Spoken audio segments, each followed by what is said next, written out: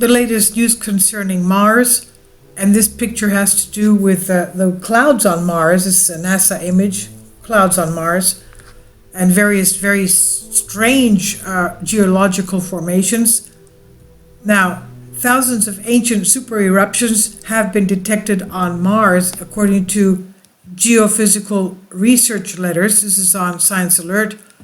Now, if we think that Mars is an inhospitable place now, we're not wrong. It seems that the planet's current state is relatively mild and quiet in comparison to its distant past. Roughly 4 billion years ago, a region of the red planet called Arabia Terra experienced thousands of powerful and explosive volcanic super-eruptions. It filled the Mars atmosphere with so much dust and toxic gases that each one would have altered the Martian climate for decades at a time. These took place over a span of about 500 million years, meaning that early Mars, much like early Earth, was once a very different place from what it looks like today. Each one of these eruptions would have had a significant climate impact, of course. Maybe the released gas made the atmosphere thicker or blocked the sun and made the atmosphere colder. This is what geologist Patrick Welly of NASA's Goddard Space Flight Center explains to us. Kindly support my Patreon account since YouTube has again demonetized my YouTube channel. The daily posts are 5 videos daily, and they are totally different from what I have on my YouTube channel. Thank you so much for your support and that you find all my content so interesting. You'll find the Patreon account details in the description box below. He says modelers of Martian climate will have some work to do to try to understand the impact of the volcanoes on Mars' atmosphere. Super-eruptions are the most powerful of all known volcanic eruptions, with a magnitude of 8, the highest scale of the Volcanic Explosivity Index. A supervolcanic eruption spews more than 1,000 cubic kilometers of material, that's 240 cubic miles, into the atmosphere and onto the surrounding terrain for up to thousands of kilometers. Although it was a long time ago that Arabia Terra of Mars experienced this activity, Welly and his team were able to uncover the evidence of the Martian surface from data recovered by the Mars Reconnaissance Orbiter's Compact Resonance Imaging Spectrometer for Mars, or CRISM for short. The terrain is an interesting one, pocketed with huge depressions that had been interpreted as impact craters. This is not unreasonable.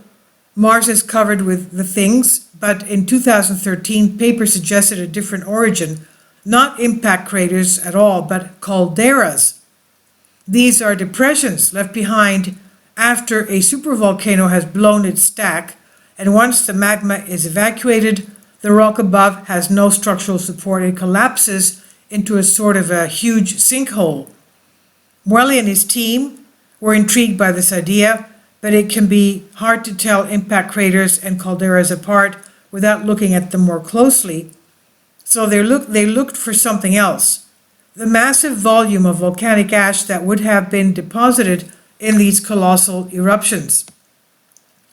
That 2013 paper had also modeled how much material should have been ejected.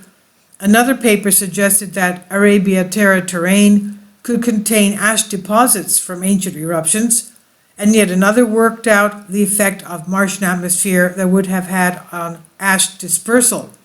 He says, we picked it up at the point and said, okay, well, these are minerals that are associated with altered volcanic ash, which has already been documented. So now we're going to look at how the minerals are distributed to see if they follow the pattern we would expect to see from super eruptions.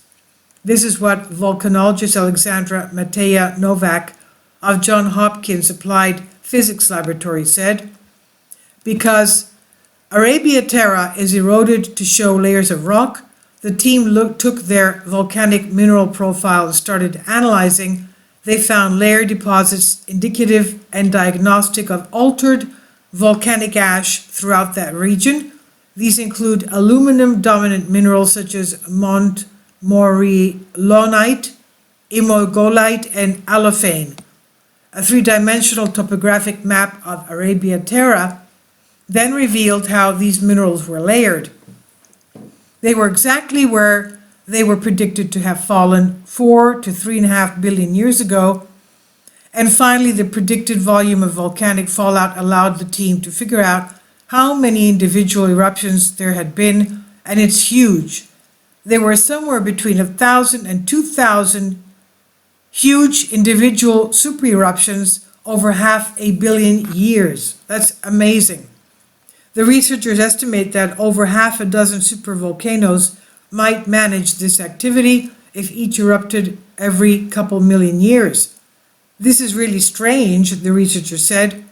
Supervolcanoes here on Earth are not found in clusters like this. They appear in regions that include other types of volcanoes as well.